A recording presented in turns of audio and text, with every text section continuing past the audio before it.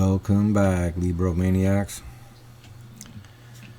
How are you doing today? Welcome to the show. Today we're going to be talking about what is it? 3-Eye Atlas. So I was recently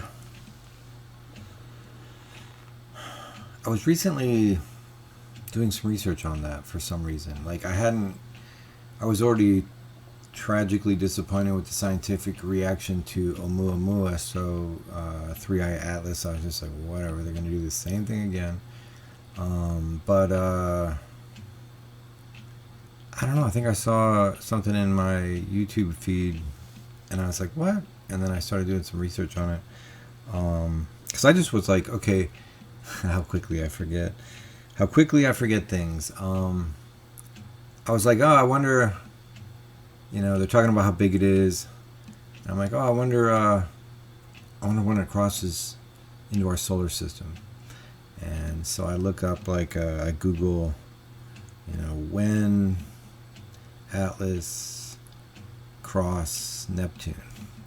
And nothing. And I was like, okay, I'll try another search.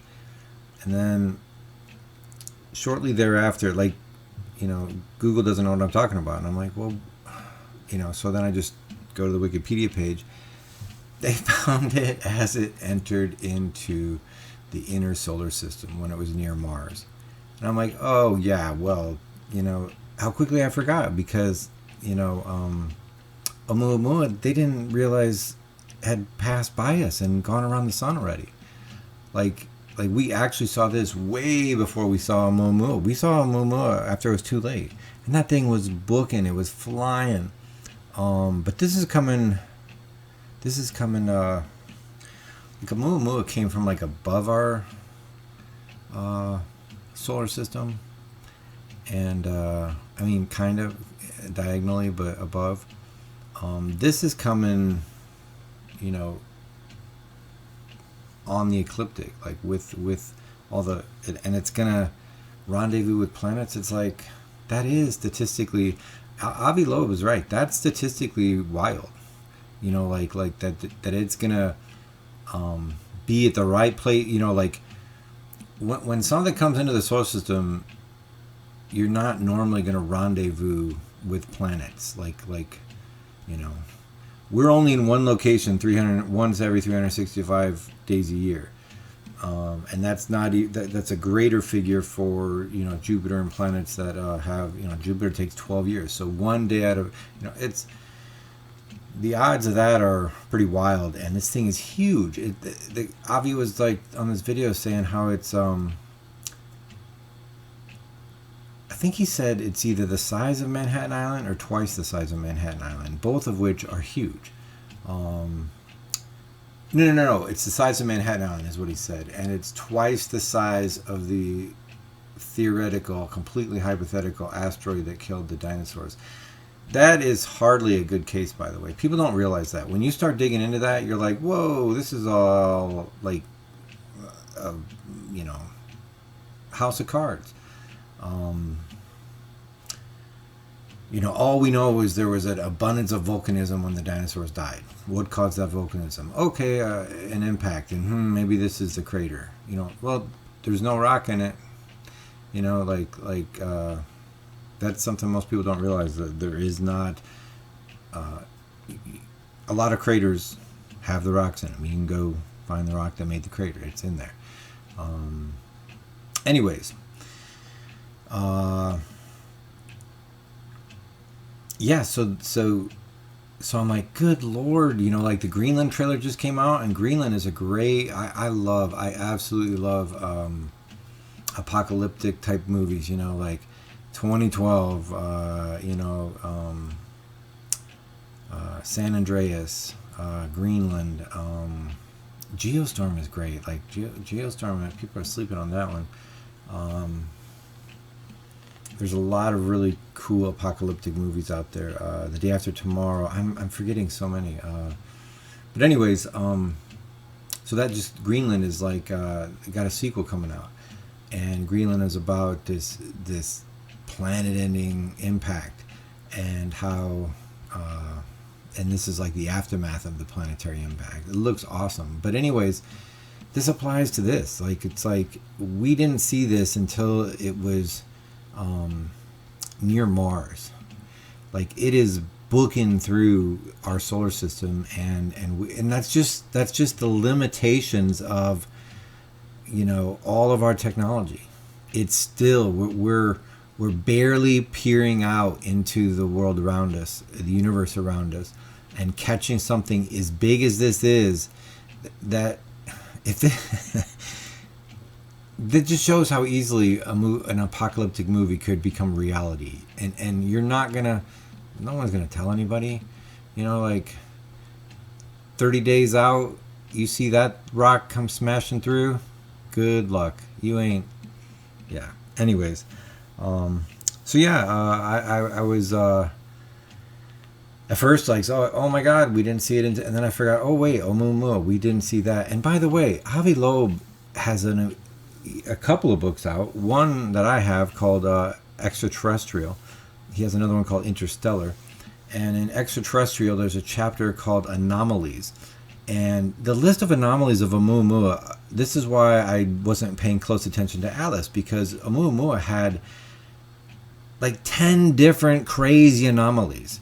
You know, like, first of all, it's the most elongated thing. Like, they don't know what shape it was. It's always portrayed as like kind of this cylindrical shape. That's one option. The other option is it's flat like a pancake. The other option is it's spherical, and like one side is one color, like it has a dark and a light. You know, it could be a rotating dark and a light sphere, kind of like a big yin yang. So they don't know what shape it was, but since it's not supposedly artificial, the two that it could be, like there's a solar sail theory, that it's pancake and it's a solar sail, because that also matches up the other anomalies. It's super reflective. It's like metallic in its reflectivity. It's highly reflective. It weighs like a cloud. It's like, well, this isn't a solid rock. It weighs like a cloud. As it was slingshotting around the sun, it changed trajectory, and no jetting, no venting was observed. And we can usually detect that stuff. And then it accelerated, and the rate of acceleration that it did would have been comparable to venting half of its weight, if it were solid, that is. So it sped up as it left our solar system. That's all crazy as heck. And then what else was anomalous about it? It was reflective. It was super lightweight. It was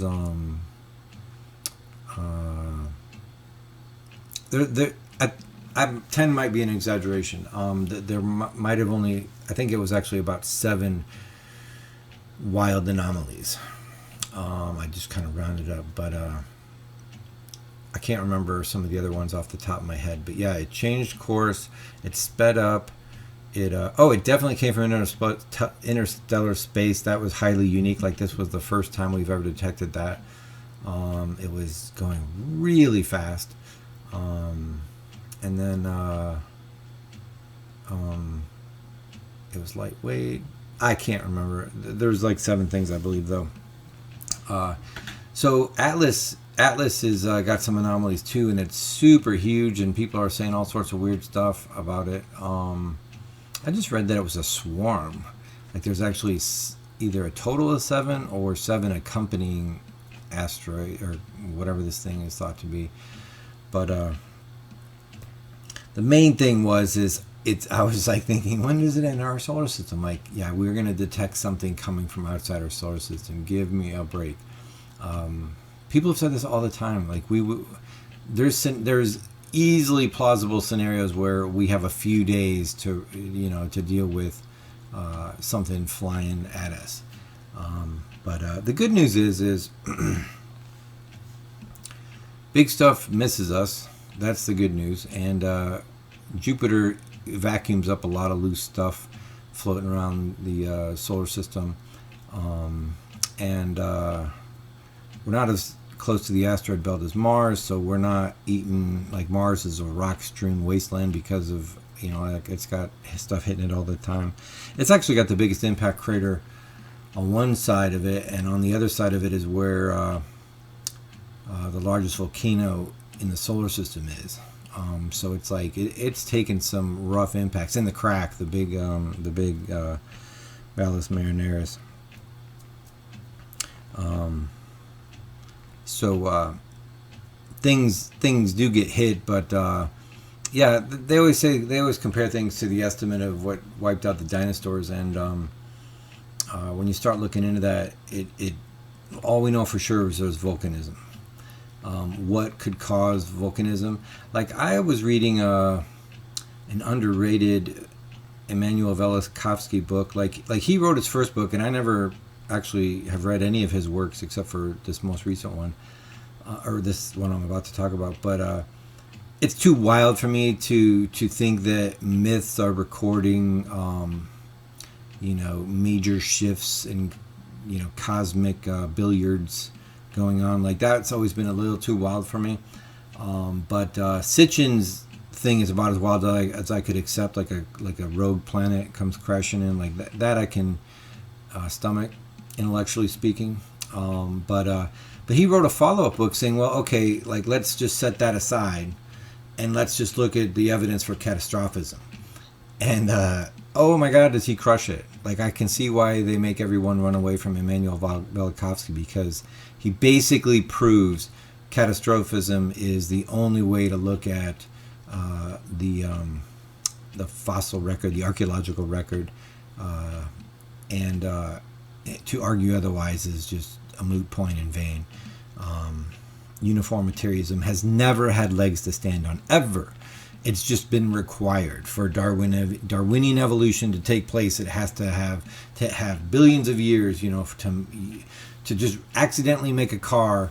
It takes a billion years of accidents. So the Earth has to be billions of years old, and it's like, no, these massive layers that we're seeing are catastrophic in nature, and we're not. Like, who knows how old everything is? Like all the dating methods have major flaws that most people aren't aware of. But however old the Earth is, whatever the sedimentary layers show, that shouldn't be interpreted in a uniformitarian manner. And in that book, I believe it's in that book. It's called Earth in Upheaval, and in that book, I believe he says that if our planet or our solar system were to pass through like an electrical field or an electrically charged area of space, all the volcanoes would erupt simultaneously. Well, there's evidence in the past that seemed to have happened. But that could be something else. That could be, there are people who think that when the poles shift, which we know they do, the magnetic pole shifts, and when they do, some people hypothesize that we have no field for a certain amount of time, and during that time you also might be getting that volcanism,